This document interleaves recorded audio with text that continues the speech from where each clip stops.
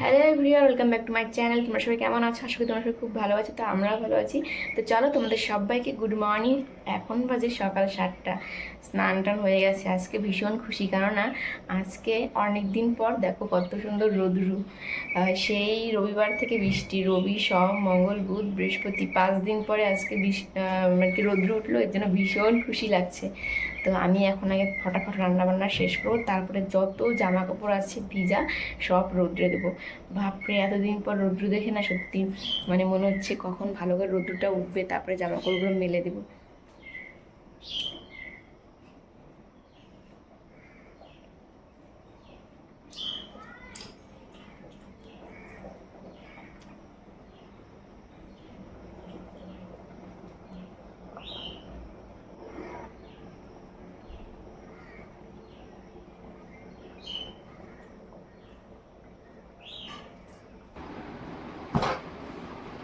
পড়তে বসো,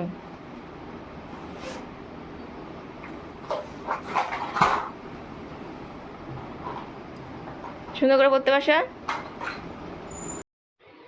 তো এত সুন্দর রৌদ্র দেখে আমি আর দেরি করলাম না, ওইদিকে ভাত বসিয়েই এদিকে আমি জামা কাপড়গুলো বের করে দিলাম বাইরে, কেননা এই রোদের কোনো ভরসা নেই। এই রৌদ্রুতে এই বৃষ্টি, আর আজকে যেহেতু এতদিন পরে রৌদ্র উঠলো, আর দেরি করতে ইচ্ছে করলো না।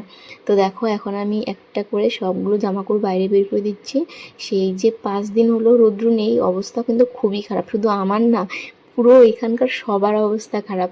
তো তোমরা যে যেখান থেকে দেখছো তাদের ওখানেও কীরকম বৃষ্টি মানে হয়েছিল কিনা একটু জানিও। তো আমাদের এখানে কিন্তু না হলেও 5 দিন কি 6 দিন আর কি বৃষ্টি হয়েছে। তো এরকম কিন্তু এই মাসে এটা সত্যি বলতে একটা নিয়মই বলতে পারো, যে 5 দিন কি 6 দিন বৃষ্টি থাকে, একদম প্রত্যেকটা দিন কোনো রৌদ্রুর চিহ্ন থাকে না।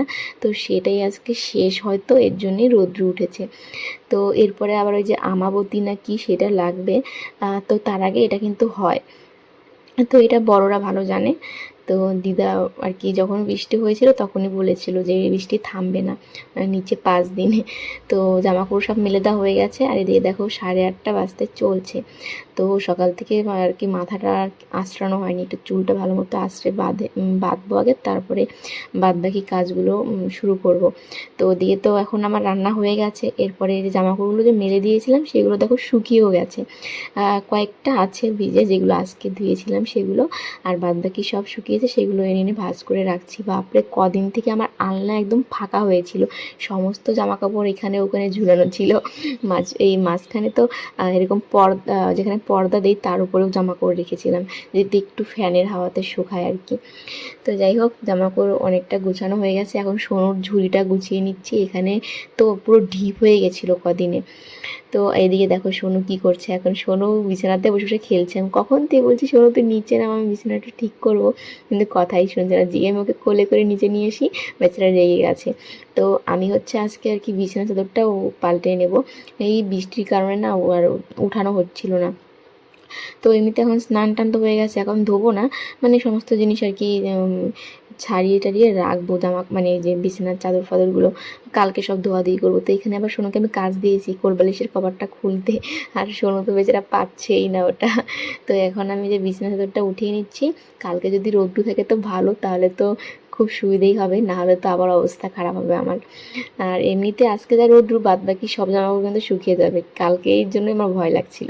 তো এখন তো তারপর সোনুকে স্নান টান করিয়ে ঘুম পাড়িয়েছিলাম, আর সেভাবে বাড়িতে ব্লগ করা হয়নি। একদম যখন আমি বড় বাড়িতে আসি বিকেলবেলা ওই সোনুকে নিয়ে টিউশন দেওয়ার জন্য, তো তখন বাড়িতে এসে দেখি যে আজকে কিন্তু অনেকটাই কাজ হয়ে গেছে। তোমাদের সাথে হয়তো এই কদিনে আর কি শেয়ার করিনি, আমাদের 4টা পিলারের আর কি অর্ধেকটা করে উঠে গেছে, আর নিচেরটা আজকে হচ্ছে ঢালাই দিল।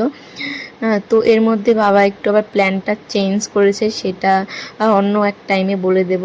তো এখন যেটা তোমাদের সাথে শেয়ার করছিলাম সেটা হচ্ছে, আগের দিন তো বলেছিলাম যে আমাকে ভ্রুটা খুব তাড়াতাড়ি কাটতে হবে, মুখটা খুবই বাজে লাগছে। তো আজকে আমি ফাইনালি কাটতে পারলাম, আর আমি যেই বলছি আমার ভ্রুটা কেটে কত মুখটা ভালো লাগছে, আর দিদা আমাকে এমনভাবে মানে তাকিয়েছিল, যেটা দেখে আমি হাসতে হাসতে শেষ। তো যাই হোক, নিজেকে নিজে যখন সুন্দর বলা হয় তখন পাশের কেউ যদি থাকে তাহলে ওভাবেই তাকিয়ে থাকে আর হাসাবেই। তো এটা মানে বলে আমিও যা হাসছিলাম সে তো বলারই বাইরে। তো যাই হোক, সত্যি কিন্তু মানে এই ভ্রুটা ঠিক থাকলে সব কিছু ঠিক, এটা আমি আগের দিনও বলেছি আর আজকেও বলছি। তো এখানে ঘরে এখন সোনু, আমার দিদা আর মাসি দেখছিল টিভি। ওই টিভিতে দেখছিল সব জীব জন্তু যা আছে। তো এত বড় টিভিতে এগুলো দেখলে না ভীষণ ভয়ই লাগে। তো সোনুকে বলছিলাম, সোনু তুমি ভয় পাচ্ছ না তো? বলে না তো, হাতি ভালো, আমি ভালোবাসি হাতিকে, মানে এই সমস্ত কথা বলছে। এগুলো শুনে না সত্যি সত্যি আস্তে আস্তে আমি পাগলই হয়ে যাব। তো এখানে দিদা আর মাসি মন দিয়ে টিভি দেখছে, মানে সমস্ত মানে বাঘ ভাল্লুক যা আছে এগুলো দেখছে। তো বেশ ভালোই লাগছিল, 4K ভিডিও তো এই জন্য আরো বেশি ভালো লাগছিল।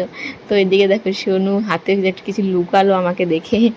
আর আমি তখন ভিডিওটা শেষ করতে চাচ্ছিলাম, কিন্তু ওই পাশ থেকে সোনু, দিদা, মাসি এত কথা বলছিল যে শেষই করতে পারিনি আর কি।